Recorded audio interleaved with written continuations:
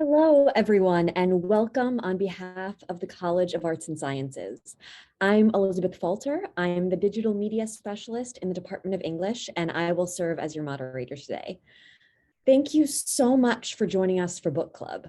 Today, we'll be discussing Their Eyes Were Watching God by Zora Neale Hurston, selected by Department of English leaders and faculty. A big thank you to Katherine Borland, Associate Professor of Comparative Studies and Director of the Center for Folklore Studies, and Andreá N. Williams, Associate Professor in the Department of English and Director of the Women's Place, for sharing their expertise with us today. Katherine and Andreá will get us started with some opening remarks about Their Eyes Were Watching God. We'll then open up the conversation to your questions and comments. So Andreá, take it away. Great. Thanks so much for inviting me to come and to talk a bit about a book that has mattered a lot to me, is very important, just as well as Alice Walker ends up saying that the book is pretty important to her too. So I think by thinking about, with its provocative title, Their Eyes Were Watching God, this book has our hearts cherishing Hurston.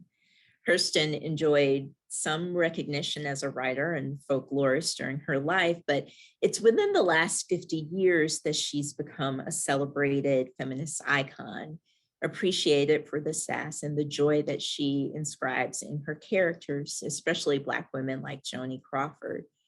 Hurston has now passed into the public imagination. She's often depicted sporting a jaunty hat, emblazoned on the side of environmentally friendly book bags and t-shirts and coffee cups. And the name Zora is bestowed auspiciously onto babies by parents who own dog-eared copies of Their Eyes Were Watching God, or who recall some poignant phrase from the book that could just as easily have been said by their own grandmothers as by Nanny in the book. Hurston even lends her name to a local institution called Zora's House, a co-working and community space for women of color founded by Elsie Johnson, where people write together, heal, create, and organize. So today it's a great opportunity to think about what made this book so beloved. Their eyes were watching God, and we were watching ourselves through Janie. It's really the identification with the character, I think, that makes so many people love this book. Though imperfect and hardly a hero, Janie captures our attention because her self-discovery in this book is tender, gradual, it's interior, it's sometimes even bold without intending to be so. In the late 19th century, before Hurston, especially around the 1890s or so, Black women novelists, including Frances Ellen Watkins Harper, Pauline Hopkins, Catherine Tillman, they were all foregrounding couples who were bonding mostly over their mutual meeting of the minds or a mutual love and investment in Black community building or other points of mutuality and sharing. But it was a little different when Hurston was writing about Janie's burgeoning sexual desire as she's resting there under the pear tree. And although now we may think that Janie's observation of these literal birds and bees still sounds pretty subtle in terms of talking about sexual desire, it really was a kind of breakthrough in thinking about what it was that Black women were capable of desiring for themselves, or what was considered the basis for a real marriage. So Hurston's attention to Janie's feelings in scenes like that one, and I think that I am going to give in to the temptation to read a little bit just because that passage is so great. We really get a bit about her kind of thoughts and feelings and how she's processing that in the moment. She's stretched on her back beneath the pear tree, soaking in the alto chant of the visiting bees, the gold of the sun and the panting breath of the breeze when the inaudible voice of it came to her. She saw a dust-bearing bee sink into the sanctum of the bloom, the thousand sister calyxes arch to meet the love embrace and the ecstatic shiver of the tree from the root to tiniest branch, creaming in every blossom and frothing with delight. So this was a marriage. She had been summoned to behold a revelation. Then Janie felt a pain remorseless sweet that left her limp and languid. And I just love all the kind of nature scenery and the metaphors there. And as I'll mention a little bit later, I think that Hurston's metaphoric language is part of what sticks with us for so long with our engagement of the book. Hurston's attention to Janie's thoughts and her observations and her motives allows for us sometimes to even recognize more about her evolving psychology than the character herself does. But as Janie gains confidence, especially in her retort to Jody Starks one day in the store, readers can feel the pulsing of her childhood dreams, her true and new self coming to life. And so for readers who identify with Janie's character, she offers us hope to challenging the constraints of patriarchy and of class. I've been reading this book since I was a teenager. One of my copies, in fact, the copy that I'm reading from today is from 1987. It was the 50th anniversary edition with an introduction by Shirley Ann Williams, an author in her own right. And this was a copy that my older cousin had when she was in college classes and then passed down to me in the 1990s. And the book really rewards rereading at different stages of our lives. In my middle age now, thinking of mortality and legacy and the kind of brokenness of our world, I really tend to see every character a little differently, with more grace and more sympathy or empathy than I used to. I think, for example, of Nanny, was a formerly enslaved woman who wanted to, as she says, preach a sermon about colored women sitting on high, but she found no pulpit for her. And I think, again, about the frustration and the angst of seeing the ambition of Black women and women of color frustrated by systemic injustices. And that it really registers with when she tells Janie a little bit later, put me down easy, I'm a cracked plate. So again, that identification of understanding that a little bit more registers with me now. I now see Nanny's actions of marrying off Janie as survivalist and of born of love, even though their results really constrained and threatened to derail Janie's own dreams. So I want to talk just briefly about a few of the other themes that stand out to me as I reacquaint myself with the book each time, again, just lavishing in the language in particular. I think I pick up Hurston's accent from her characters for about 2 weeks after I teach this book. And so again, every time it's fresh again, but I want to highlight just a few things. I especially appreciate Janie's friendship with Phoebe, the easiness between them. I mean, I value the possibility of Black women sharing their stories and their lives with one another.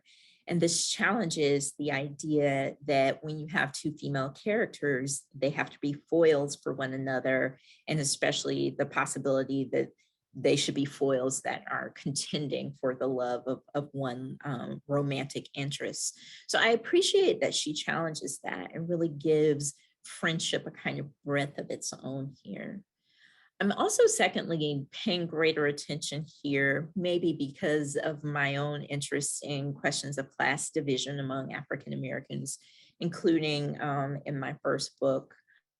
This time around in reading Their Eyes Were Watching God, I was thinking about, of course, the kind of class differences, but the additional pressures that put not only on Janie, but also on Jody or Joe, who was eager for the advantages of power in his small town, but who also felt constrained in his relationships and in his kind of interactions with others around him to be able to don that respectability in all of his encounters.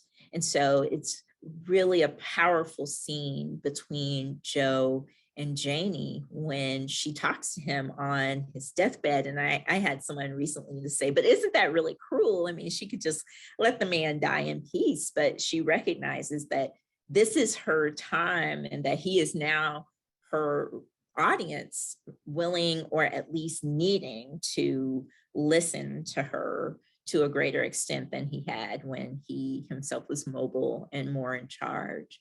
So I'm thinking now again about class mobility, the pressures of respectability, and how class can mean different things in different locations, because we have to keep in mind that this is a small town, and that its parameters then really give a sense of who is established or who's the center or who has respectability or so on among the inhabitants. The third thing that I've been thinking about with regard to the book is probably also one of the obvious ones, just thinking about Janie's journey, not only to herself, but also to different understandings of love and romance. So we see the disintegration of marriage in those first two relationships that she has with Logan Killix and then with Jody, and then her making a different choice in the third time of saying, I lived my grandmother's way, who thought that simply having a man who was a provider was a good model. And now I want to live a different way and make a different choice. She ends up indicating when she decides to go off with tea cake. So we do get her redefining love again, differently than, as I mentioned earlier, even some of the earlier Black women authors. But I have to thank my friend and colleague, Aisha Hardison, for also getting me to think about love in even broader ways in this book, that it's not only about romantic love, but also, of course, about Janie's self-love, but too, also about the love of community. And that's what Jody has. And so I think we can't think about him as entirely heartless or only self-centered, that there really is a kind of love for community and desire to be able to provide embellishments and advancements and quality of life there. I'd also say that the townspeople have a kind of just uninhibited love of Black being, of being there together with a sense of authenticity that doesn't have to pretend for a white gaze.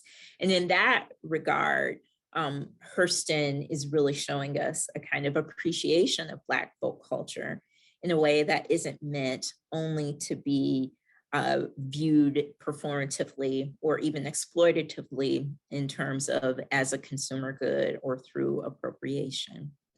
The final thing I'll mention then, I know Katie will be talking more about Hurston as a folklorist, but I just have to say again how much I love the language here. I mentioned earlier how the line about, set me down easy, I'm a cracked plate really stands out to me. But I find other places too that are rich in metaphor and in kind of intuition. So over in one of the later chapters where there's been a kind of disagreement between Janie and Jody is this moment where she finally starts to see both him and herself differently. And it reads, Janie stood where he left her for unmeasured time and thought. She stood there until something fell off the shelf inside herself. Then she went inside there to see what it was. And then a little bit further down, it says, she had an inside and an outside now, and certainly she knew how not, and suddenly she knew how not to mix them. And this idea about there was something inside of her that fell off the shelf, I realized that that phrase had passed into my personal lexicon, that it was the way that I began to personally describe grief or loss, or the awareness that comes from trauma, is that something falls from the shelf inside yourself, and you have to go in and see what it is, and you come out transformed, understanding your inside and your outside. So as I said, again, I had started relying on that language in my imagery, in my metaphors, in my own kind of self-consciousness and awareness. And it took me coming back to the book again to say, oh, yeah, I got that from Hurston, cite Black women. So again, those are those kinds of lines that really stick with us over time, and why I think so many people love the book. And so this is a book that really stays with you. And I'll say, like Janie's last thoughts in the book, we can call in our soul to come and see. Thanks. I was just saying, Andrea, how wonderful it was to hear your sort of overview of the text. And I think I share many of your observations as well. And luckily, I'm going to be talking a bit more about the end than the beginning. So perhaps we'll be bookending pretty well here. So just to start, I think I found my way to Their Eyes Were Watching God through Alice Walker's In Search of Our Mother's Gardens. And when I did, I just consumed it in an afternoon. So there was something about the book that was just so enticing and so welcoming and so just new. This would have been in the early 1980s, I guess, when I was still in an English department, had not yet defected to the Folklore Institute at Indiana University. But when I did get to Indiana in 1986, I was amazed to find that Zora Neale Hurston was also a renowned folklorist of African-American life. And in fact, in my very first class, I didn't even really know what folklore was. We read Mules and Men, which is her collection of folklore from Eatonville, where she grew up, and Polk County, and also New Orleans. And we subsequently taught that book to students in the Introduction to Folklore classes as an exemplary text of regional folk culture, along with Americo Paredes's With His Pistol in His Hand. So those were two just terrific texts to teach with.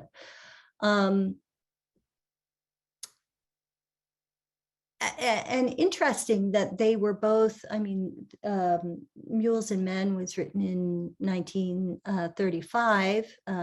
With His Pistol in His Hand was written in 1959. So they were really, they weren't new, but they still resonated, and they did the work we needed them to do in those introductory classes. So if Alice Walker kind of gave a new life to Their Eyes Were Watching God and Zora Neale Hurston's other literary works, there was another text in the mid-1990s that kind of did the same for Zora Neale Hurston's work as a folklorist and anthropologist.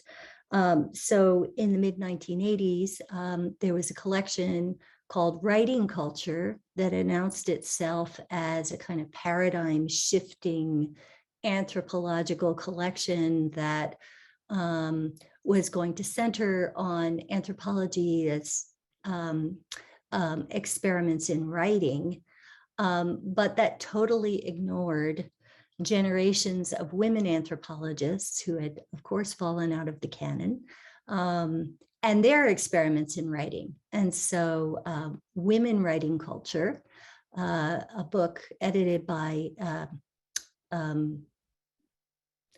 Ruth Behar and Deborah Gordon, resurrected those anthropological foremothers. And among them were Ella Deloria, who was, like Zora, a novelist and a collector,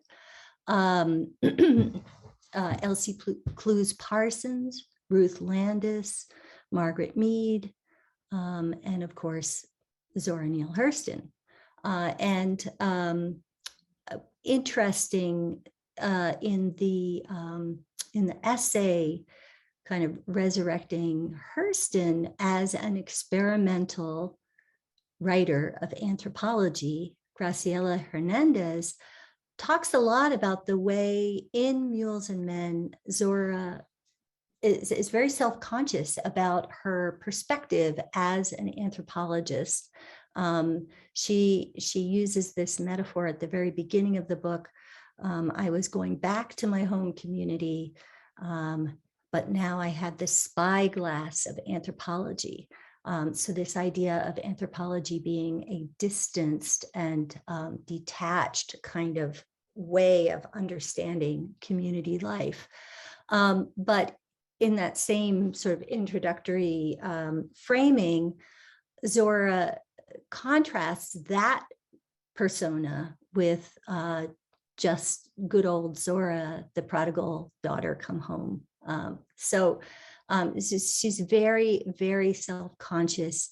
She includes herself in her narrative, and she provides, and she becomes a character along with all of the other people in that text who are sharing their stories and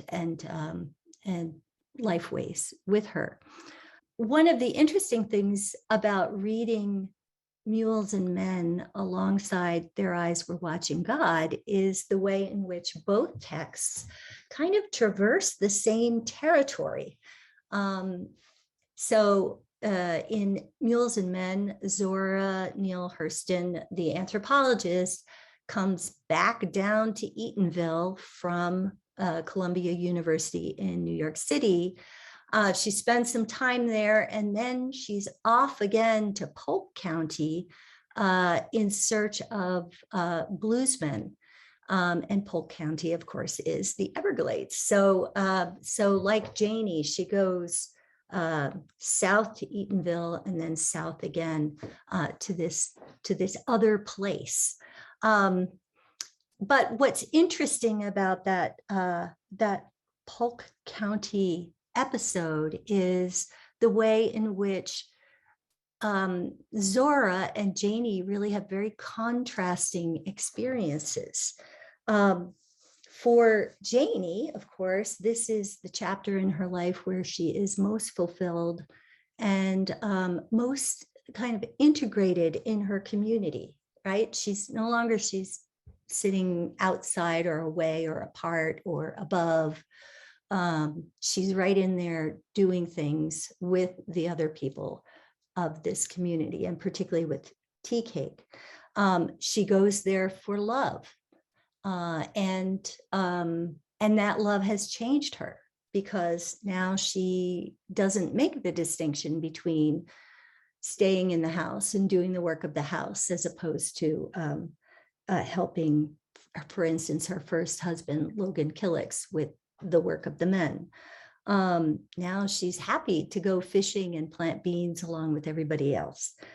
For Zora, the trip to Polk County is quite a bit more difficult. She arrives and people are very suspicious of her. She's got a nice dress on, she's driving a car. And so of course they think she's somehow related to the law. And she has to make up a lie in order to be accepted. So she says she's a bootlegger's woman, and that explains, her relative prosperity. But she also talks about this area. She's going to the turpentine camps and hanging out at the Dukes. And she talks about it as a very rough and violent place. Not easily accepted into this community. And then even with the lie, she ends up getting into a knife fight with a jealous woman and has to flee.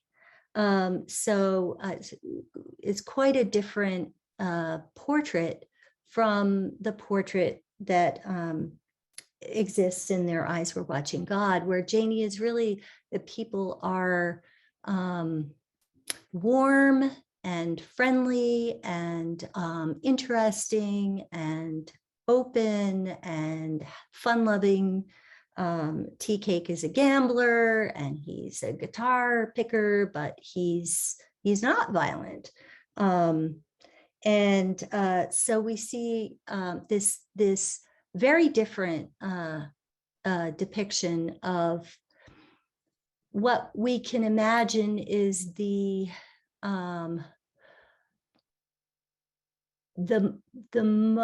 least privileged of the African American community. So I think that's kind of an interesting, like the novelist does one thing, whereas the ethnographer maybe does something else.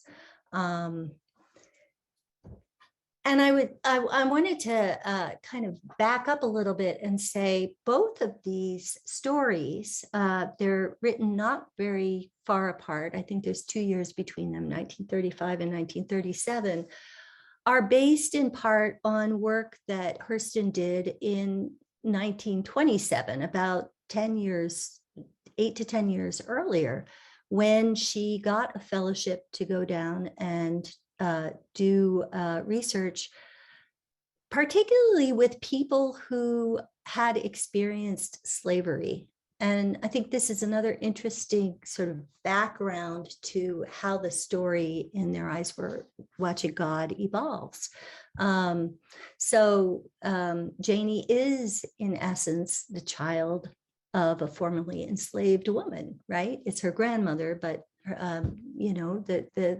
the relationship is there.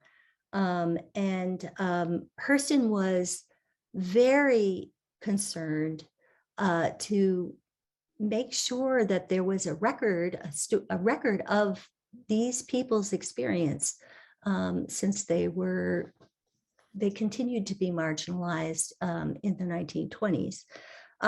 She went for 3 months and interviewed a man who was one of the few survivors of the Clotilde, which was the last slave trading ship that brought people from Africa to the New World. In 1860, 40 something years after that trade had been ruled illegal, they were still doing it. So this individual, Cudjoe Lewis, could narrate a life story that starts in Africa, experienced the Middle Passage, experienced slavery, and then post-slavery, the founding of Africatown, a town of Africans who recreated their community in Alabama. So she was doing this work. I think she was very cognizant of the importance of documenting people's experiences that, in another generation would not be possible. So that first trip to Alabama and Florida provided her with a great deal of the material that ends up in both of these books. And she wrote a very traditional collection of tales that existed in manuscript form, but she couldn't get anyone interested in it. The interesting thing for me about these tales, which were then put into this book, Every Tongue Gotta Confess, which is a lovely phrase again. This is published in 2001. So it was left in a box for, decades and decades before someone was able to recognize it and recognize its worth and get it published. The story of Cudjoe Lewis is also now available. It was published in 2018. So more of her documentary work is coming out now. There's also, interestingly enough, the folklorists have a little listserv, and so different kinds of materials come across our desks every day, people finding interesting things. And Hurston, when she went on these trips, not only recorded people and wrote down field notes and took photographs, she also took film footage. And so we have some footage of the visit to Cajo Lewis and his farm that someone sent me randomly a week and a half ago. So anyway, she's a wonderful novelist and has been rightly recognized as a feminist inspiration, but she was also a serious scholar who's just collected all sorts of things that are worthy of our attention and concern. I guess I would end just by saying, towards the end of the novel, there are a couple of scenes in Their Eyes Were Watching God that really stand out for me in terms of their just sheer dramatic power. And the first one is with Janie holding on to a cow's tail in the middle of a flood and a rabid dog about to attack her. I mean, that's just such a riveting image. And then not long later, not so much time later, having to shoot the love of her life, Tea Cake, because he's unfortunately been bitten by that dog, and the irony of being in that situation. So I would kind of leave us with that, with those images, and hope that we can have some conversation about the many themes and treasures in this text. Thank you. So our first question comes from Susan, and is in reference to Katie, what you were just talking about. And Susan asks, are you referring to Their Eyes Were Watching God as folklore, or other works by Hurston, or both? Oh, I'm sorry. I was unclear. So she wrote this text, Mules and Men, right? Which is how would we, it's an experimental ethnography, actually, of her time. She returns to Eatonville, goes to Polk County, and then goes to New Orleans to study under some of the hoodoo masters in that town. This was written in 1935. Their Eyes Were Watching God is 1937. And so the texts, one is folklore, one is a collection in which Zora Neale Hurston narrates her own journey, and the other is a novel in which she invents this character, Janie, that we all love, right? But they're going to the same places and they're meeting the same kinds of people. And even some of the woofing that goes on in the novel, where, for instance, the people making fun of the guy with the mule, the old, skinny mule, that's happening in both of these texts. So there's a lot of crossover between the two. I hope that clarifies. I was about to say, I think that also points us to the episodic structure of Their Eyes Were Watching God. Sometimes when almost the community as a whole becomes a character. And one might think, okay, if this story is about Janie and her experience, why do we need to have this detour of them going to the game or going to bury the animal and all like this? But again, we really want to see both how she is embedded in communities and how she's not, right? Because there's the contrast of those times that she can't participate in this kind of swapping lies, as they call this storytelling that really is part of the kind of intimate exchange between people in the community. And I think that's a really good point, Katie, about how often she does rely on some of her core archival or kind of materials that she's collecting, and then repurpose them in different ways, whether it is in plays that she's writing, in short stories that she's writing. We see, again, the repeated kinds of character types, sometimes with different names, but telling the same story. So we do get a sense of how she's really making the most of both her time and her experience. I mean, even Their Eyes Were Watching God was written in a very condensed time, I think about 6 weeks or so, while she was in Haiti on a Guggenheim, where she was actually supposed to be writing another book or researching for another book. So we really see her repurposing those experiences to draw on them in multiple different ways. Thank you. Our next question, for those who love Zora Neale Hurston's work, are there contemporary authors whose publications embody themes or styles similar to Hurston that you can recommend for future reading? I think if we were to think about Hurston's relationship with Southern vernacular culture or Southern folk culture, we would especially say people like Alice Walker. The color purple in terms of that as an epistolary novel written as letters, but written with Seeley's kind of natural speech patterns there.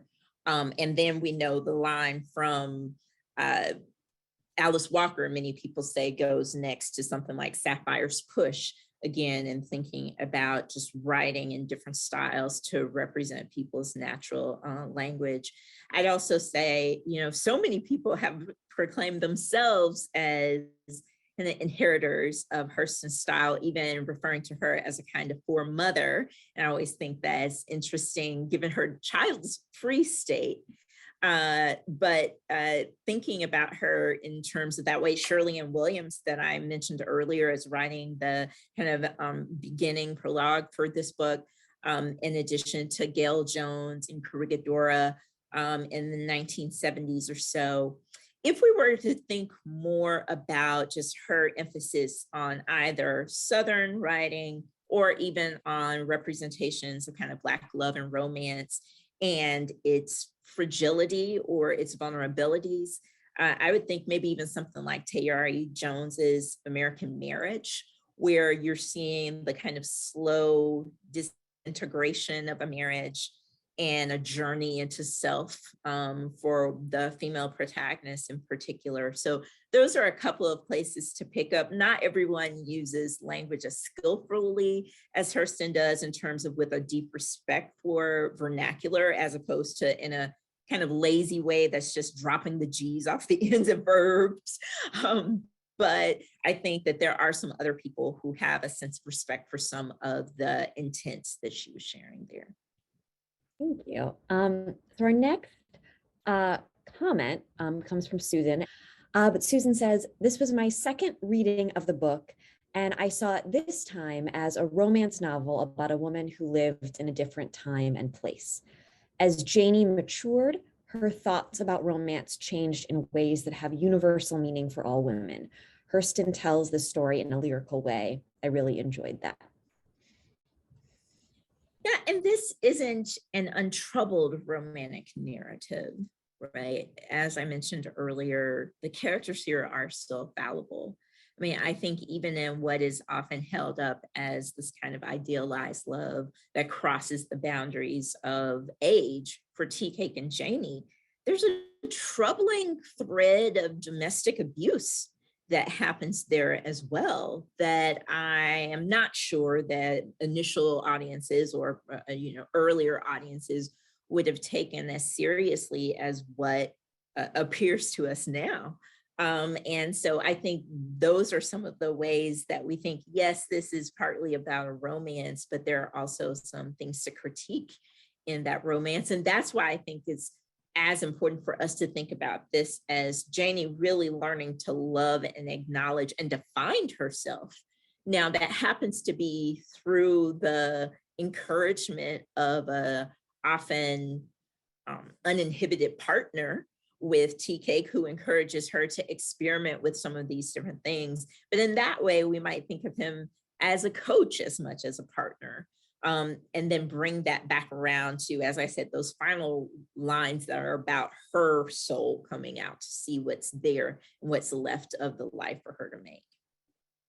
Yeah, I think just to add, I remember kind of stumbling over the episode where the first episode where they leave Eatonville, and Janie and Tea Cake are staying somewhere, and he goes off and takes her money and does not come back. And yeah, I didn't remember. It made me feel divided about him. And of course, she forgives him in the end because he explains he's just been, rousting around. He's never had money before, but it did seem quite, I don't know. I just got a bad feeling about Tea Cake, right? And then, in the end, Hurston, the novelist, redeems him by Janie insisting that she needs to go wherever he's going, right? And that there's no place that's too undignified for her to follow him, right? And so he agrees not to leave her at home again, right? That's the outset. But he still took her money and gambled it and, had an adventure without her and without telling her. I mean, that does not seem like a perfect partner. So I think in that regard, those are the ways that we have taken some of the best of the novel, especially those great lines like I cited earlier where, Nanny says, I wanted to preach a sermon about colored women sitting on high, this idea. And that's what is drawing feminists in to say, yes, this is about women's empowerment and, making unconventional choices. But we also have to recognize the ways that even Janie remains tethered to those remnants of patriarchal understandings of money, of her body, of her position in or outside of the home and in relationship to domesticity. So those are some of the areas that are probably more troubling to us now than they might have initially been to some earlier readers. No. So I know, Andrea, you brought up the presence of Phoebe and the friendship between Janie and Phoebe as opposed to the foils, them being foils. And I'm wondering if you can talk, or either or both of you can talk about the narrative of this story, the fact that it's told as a story to Phoebe, and we sort of have that frame on both sides, and yet it's also told in third person rather than first person from Janie. I'm wondering if you can talk a little about that. Yeah, I think there was such a history of first person narrative of people who have been formerly enslaved in the 19th into the early 20th century, and even pretty late into the 20th century, some of those still being found, as Katie points out, with Barracoon and some of those narratives of enslaved people that were embedded into WPA works, reports, and so on. So there was a really strong history of there being first person narratives, but there was also the risk with that of many of those early narratives flattening the characters to their experience of struggle or oppression, especially for listening, even well-intended anti-slavery audiences, for example, right? I think about how some of the orators like Frederick Douglass and so on were told, okay, leave the philosophizing to us as the white abolitionists, and you just tell your story about how painful this is. And so I think for Hurston to have a third person narrator is putting the history more into a fictional space than a first person memoir space, and yet allowing for the evolution of self that often is described best in first person still to come through by having a more intimate or friendly auditor or someone who's listening in there in terms of her audience. being Phoebe. So yeah, I often go back and read the book and think, okay, how long was Phoebe actually over there, right? We have to imagine this was a conversation that went on for a while. But in that way, I would say that the friendship then is also anticipating the friendship between Sula and Neale in Toni Morrison's Sula. So that might be another way to think about some people who are picking up on Hurston's themes as well there. Maybe taking this in a different kind of direction, and Kate, I'd be interested in hearing your thoughts on this too. I think this time around too, on the backside of Hurricane Katrina and Harvey and all of these, the kind of impact of ecological disaster stands out a lot more to me now. And in that way, I was thinking, about what she's doing there, getting our attention maybe to some of these kinds of questions about environmental humanities that we might entertain now. Yeah. And, when I was reading it this time, I thought, was there a flood? Right? I mean, I thought, is this something that happened that she is, kind of recuperating in fiction? And I don't know, I didn't do the research to find out whether this is based on anything. But boy, does it sound similar to what's the lake in I can't, I'm not remembering. Pontchartrain or Pontchartrain, yeah. And the fact that, like it just reminded me so much of when that flooded.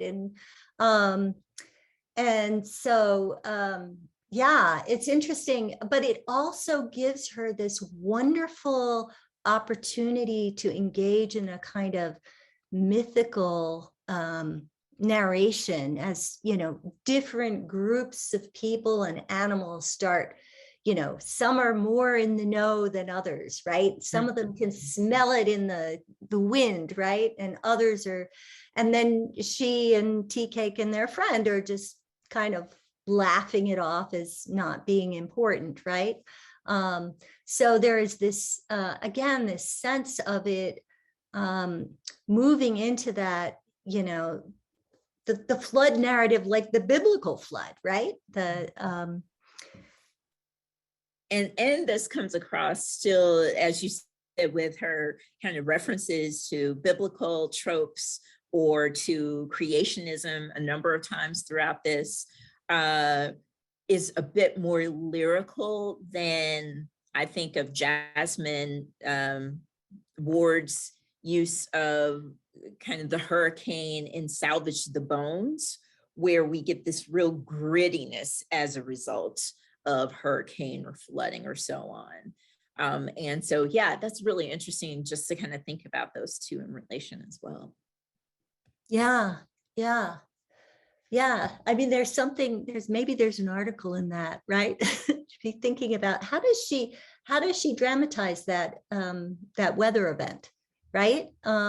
Because again, I mean, just the imagery in it is so stark and shocking. I mean, she's on a piece of metal roofing when the wind picks her up and throws her into the water, right? Like all of these things are happening that I don't know. I just had a very filmic kind of imagination of the text in this reading this time. That's going to drive us back to look at the 2005 film adaptation with Halle Berry and Michael do that. Yeah. Thank you. So our next question comes from Michael. Can you compare Their Eyes Were Watching God with The Grapes of Wrath? Am I wrong in believing that Hurston is as good as Steinbeck in relation to these two novels?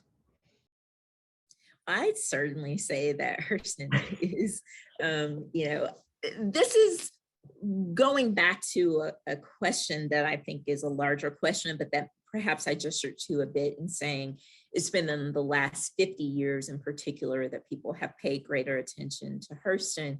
I think we have to remember that the very literary, the sense of a literary canon and an American literary canon that values the work of people of color, of writers from different ethnic backgrounds, and of different styles of writing is more recent. And so the very question itself is based a bit on holding up Grapes of Wrath as an undeniable canon maker or classic, and then trying to fit Hurston into that.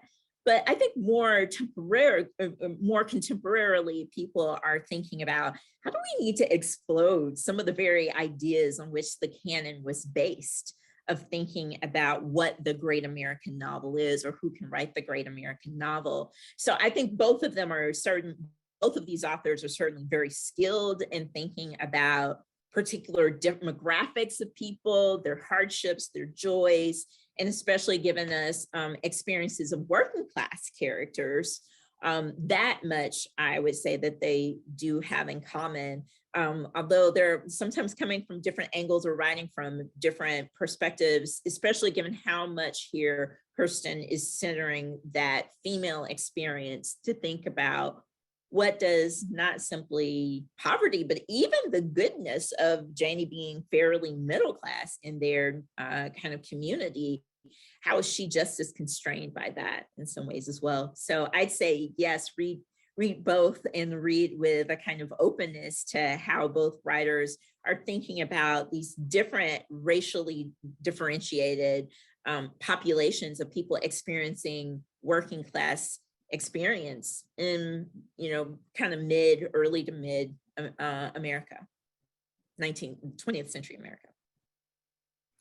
Yeah, and just to add to that, I mean, I think one of the things about this novel is that she moves from, we have class in every moment, right? In her early life, she's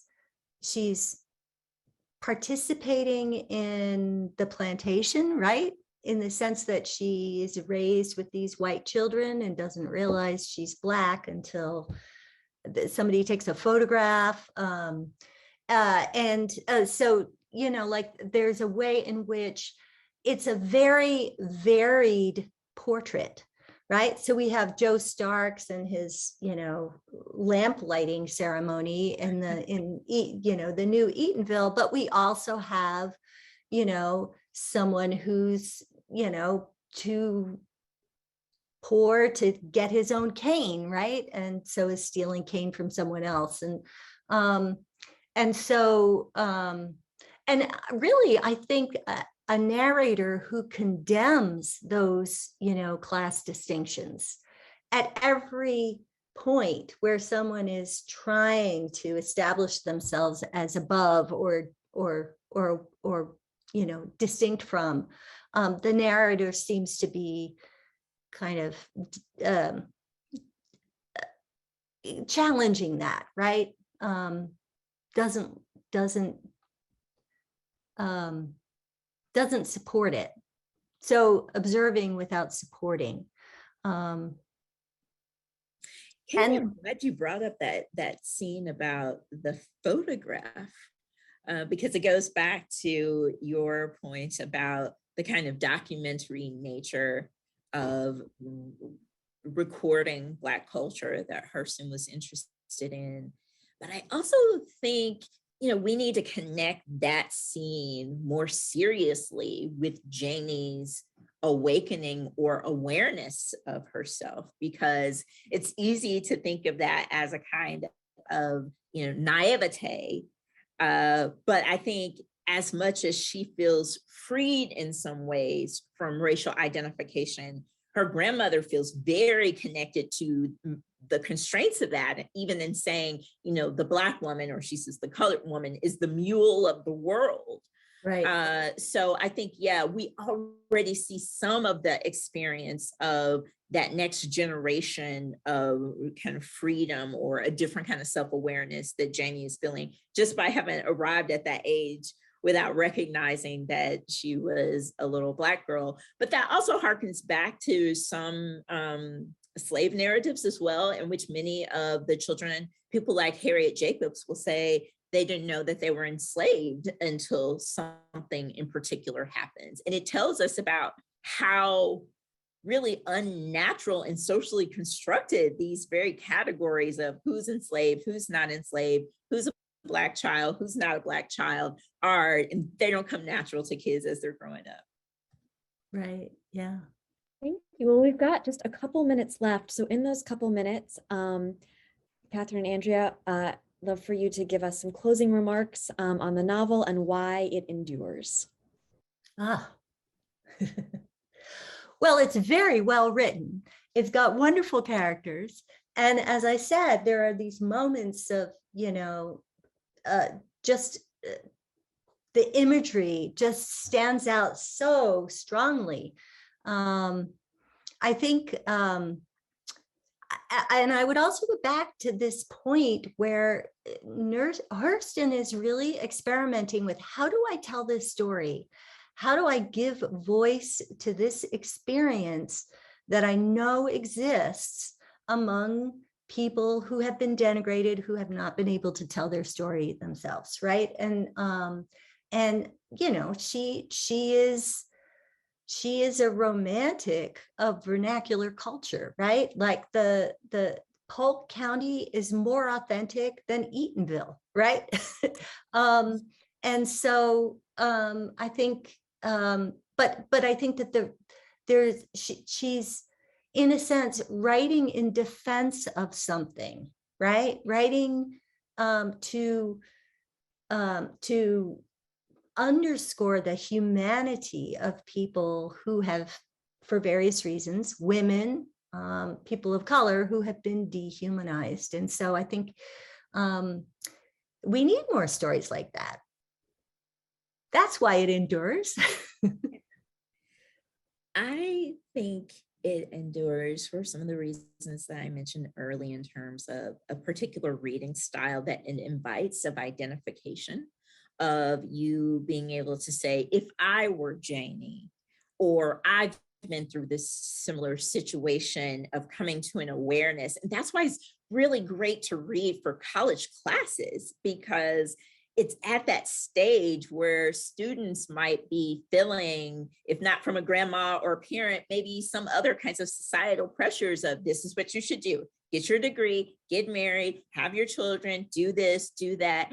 And you see Janie straining against that to try to imagine a different, there's a great line about, since her first dream was dead, she became a woman, as though those two things of dreaming and adulthood have to be antithetical. And so I think that's one of the reasons it's really useful and appealing for people at transitional points in their lives, like for students. And then as I said, I just think so much of the language is beautiful. I went back through and started highlighting how many Black feminist writers have used lines from Hurston as the titles of their books or essays. So we just see how it's a gift that keeps giving. Wonderful. Well, a big virtual round of applause to Katherine and Andrea for sharing your time and expertise with us here today. And everyone stay safe and stay healthy, and we'll see you soon. Have a good one.